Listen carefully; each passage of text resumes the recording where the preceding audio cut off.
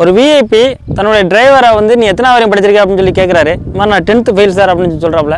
நீ ஏன் வந்து 10th எக்ஸாம் எழுதக்கூடாது அப்படின்னு சொல்லி கேட்டுட்டு, சரி நீ வந்து நான் என்னை கூட ட்ராப் பண்ணிவிட்டு சும்மா இருக்கிற நேரத்தில் என்ன பண்ணுவேன்னு சொல்லி கேட்குறாரு. இது மாதிரி நான் வந்து எஃப்எம் கேட்பேன், இந்த மாதிரி கதை புக்குனா படிப்பேன் சார் அப்படின்னு.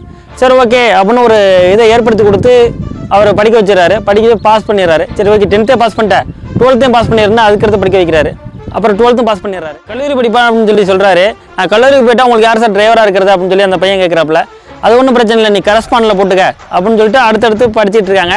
சரி ஓகே மேற்கொண்டு படிக்கிறதுக்கு உனக்கு என்ன பிடிக்குங்க கேட்கும்போது இவர் வந்து ஹிஸ்ட்ரிங்கிறாரு. அந்த ஹிஸ்ட்ரியிலேயே பிஹெச்டி முடிச்சிடறாரு.